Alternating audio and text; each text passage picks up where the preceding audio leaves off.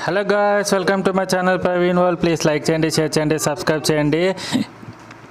ఈరోజు అయితే మనం Mumbai Indians Gujarat Titans match Wankhede స్టేడియంలో జరిగింది. దీని గురించి మనం రివ్యూ చేసుకుందాం. ఇది వర్షం పడి చాలాసార్లు ఆటంకమైంది. లాస్ట్కి గుజరాత్ టైటన్స్ మూడు వికెట్లతోని డక్వట్లు సిస్టంలో గెలిచింది.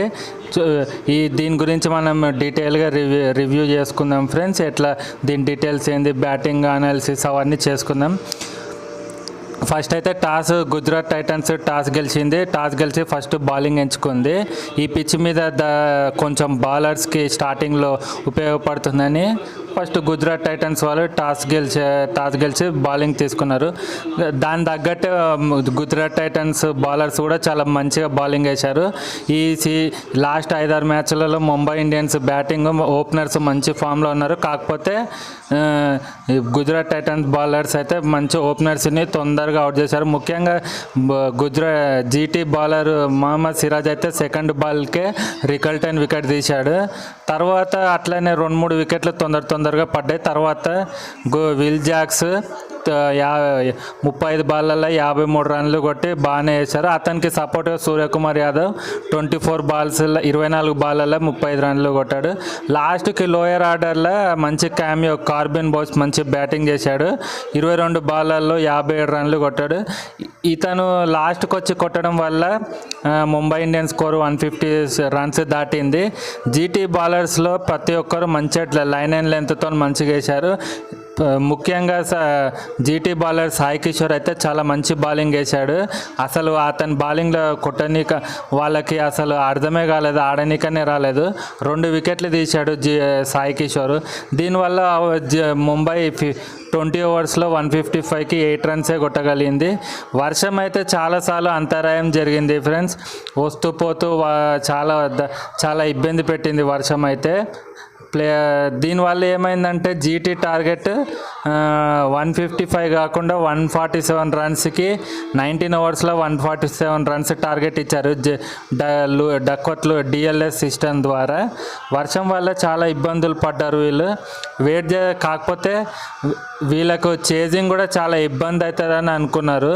వర్షం వల్ల పిచ్ మీద మాయిశ్చర్ వల్ల ఏమన్నా ఫాస్ట్ బాలర్లకు ఉపయోగపడుతుంది అనుకున్నారు. దానివల్ల ఏం చేశారంటే చాలాసేపు ప్రయత్నం చేశారు కానీ వర్షం అయితే ఆగలేదు. చాలాసేపే వర్షం పడ్డది. అలాగే వెయిట్ చేస్తున్నారు. లాస్ట్కి ఇక 1 ఓవర్ తగ్గించి మధ్యలో కూడా అట్లే తగ్గించారు. లాస్ట్కి అయితే 19 ఓవర్స్కి 147 టార్గెట్ ఇచ్చారు జీటీకి. జీటీ వాళ్ళైతే టాప్ ఆర్డర్ అయితే మంచి స్టార్ట్ అయితే ఇచ్చారు. ముఖ్యంగా శుభ్మన్ గిల్ అయితే ఇన్నింగ్స్కి మంచి సపోర్ట్ ఇచ్చారు. కాకపోతే మంచి ఫామ్లో ఉన్న సాయి సుదర్శన్ అయితే తొందరగా అవుట్ అయ్యాడు. కాకపోతే గిల్కి బట్లర్ అయితే మంచి సపోర్ట్ ఇచ్చారు. గిల్లు 43 కొట్టాడు, బట్లర్ అయితే 30 రన్స్ కొట్టాడు. కాకపోతే మెయిన్ ప్రాబ్లం ఏంటంటే జీటీ వాళ్ళకైతే మిడిల్ ఆర్డర్లో అయితే అందరు ఫెయిల్ అయిపోయారు. ముఖ్యంగా బుమ్రా అయితే చాలా మంచి బౌలింగ్ వేశాడు.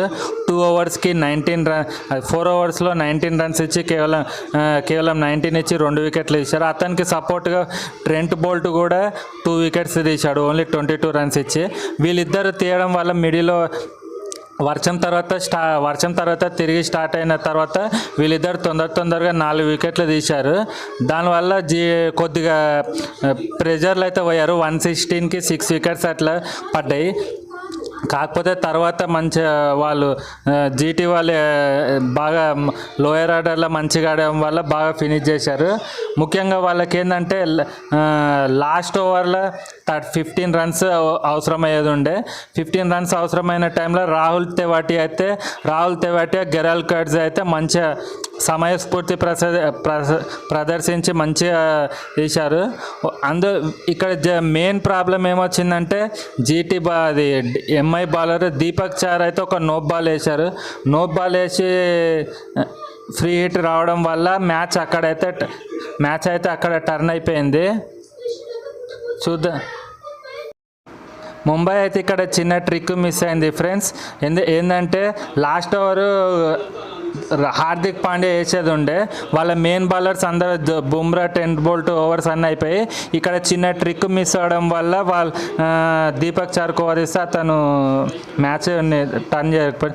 ఇక మెయిన్ పాయింట్ చూసి అయితే ముంబై నుంచి అయితే ప్లేయర్ విల్ జాక్స్ అయితే మంచిగా ఆడాడు. 53 రన్లు కొట్టాడు 35 బాల్స్లో. సూర్యకుమార్ యాదవ్ కూడా 35 రన్స్ కొట్టాడు 24 బాల్స్లో. జస్ప్రీత్ బుమ్రా అయితే 2 వికెట్లు తీశాడు 19 రన్స్ ఇచ్చి. ట్రెంట్ బోల్ట్ కూడా 2 వికెట్స్ తీసి 22 రన్స్ ఇచ్చాడు. ఇంకా జీటీలో మెయిన్ ప్లేయర్స్ బాగా ఆడిన వాళ్ళు చూసి అయితే గిల్ అయితే 43 రన్స్ కొట్టిండు. జాస్ బట్లర్ అయితే 30 రన్స్ కొట్టాడు. సాయి కిషోర్ అయితే 2 వికెట్స్ తీశాడు. వీళ్ళు ఫ్రెండ్స్ ఇదైతే మెయిన్ పర్ఫార్మెన్స్. మెయిన్ ఏంటంటే లాస్ట్కి రాహుల్ తెవాటి అయితే లోయర్ ఆర్డర్లో వచ్చి అయితే మంచిగా మ్యాచ్ని అయితే టర్న్ చేసేసిండు. అక్కడ ముంబై చిన్న ట్రిక్ అయితే మిస్ అయిపోయింది. లాస్ట్ ఓవర్ హార్దిక్ పాండ్యా వేసేది ఉంటే వాళ్ళకు మంచిగా ఛాన్స్ వచ్చేది. కాకపోతే వాళ్ళు ఆ మిస్టేక్ చేయడం వల్ల జీటీ మంచి మ్యాచ్ గెలిచింది. వాళ్ళకు 2 ఇంపార్టెంట్ పాయింట్స్ అయితే వచ్చాయి. పాయింట్స్ టేబుల్ని చూసేటట్టయితే ఈ విజయం వల్ల అయితే జీటీ టాప్ ప్లేస్కి వెళ్ళింది 16 పాయింట్స్తోని. ముంబై అయితే 14 పాయింట్స్తోని 4th ప్లేస్కి డ్రాప్ అయింది. ముంబైకి ఏంటంటే ఇంకా 2 మ్యాచ్లు మిగిలిపోయాయి. వాళ్ళు ప్లే ఆఫ్స్కి వెళ్ళాలంటే మాత్రం ఖచ్చితంగా మిగిలిన 2 మ్యాచ్లు అయితే గెలవాలి. జీటీ వాళ్ళకైతే మిగిలిన 3 మ్యాచ్లలో 1 గెలిచినా 2 గెలిచినా ఈజీలో వాళ్ళు అయితే ప్లే ఆఫ్స్కి అయితే వెళ్ళిపోతారు. క్యాప్టెన్ చూసి అయితే హార్దిక్ పాండ్యా అయితే కొద్దిగా బాగా డిసప్పాయింట్ అయ్యాడు. ఆ నో బాల్ వేయడం వల్ల అయితే వాళ్ళకైతే ఆ మ్యాచ్ అయితే చేయి దాటిపోయింది. ఆ నో బాలే వాళ్ళ టర్నింగ్ పాయింట్ అని చెప్పారు. జీటీ క్యాప్టెన్ శుభ్మన్ గిల్ అయితే వాళ్ళ బౌలర్ని అయితే మెచ్చుకున్నారు. బాగా ముంబైని బాగా కట్టడి చేశారని. ఇంకో రాహుల్ తెవాటి కూడా మంచిగా ఆడాడని మెచ్చుకున్నాడు. తర్వాత ఇక లాస్ట్కి అయితే మనం ఈ మ్యాచ్ కంక్లూషన్కి వస్తేటైతే ఈ రెయిన్ ఎఫెక్ట్ అయిన మ్యాచ్లో అయితే టైట్ బౌలింగ్ అయితే బాగా వేశారు. జీటీ అయితే బాగా మంచిగా పట్టుదలతో నాడైతే గెలిచారు. ఇంకా ముంబైకి అయితే వాళ్ళు తొందరగా తేరుకొని అయితే మిగిలిన 2 మ్యాచ్లను అయితే గెలవకపోతే మాత్రం రెండిట్లో ఒక్క మ్యాచ్ ఓడిపోయినా వాళ్ళు ప్లే ఆఫ్స్కి వెళ్ళే ఛాన్స్లు అయితే చాలా కష్టం ఫ్రెండ్స్. ఇప్పటివరకల్లా మీరు మా ఛానల్ని ఫాలో అవుతూ సబ్స్క్రైబ్ చేసుకోకపోతే ప్లీజ్ మా ఛానల్ని సబ్స్క్రైబ్ చేసుకోండి.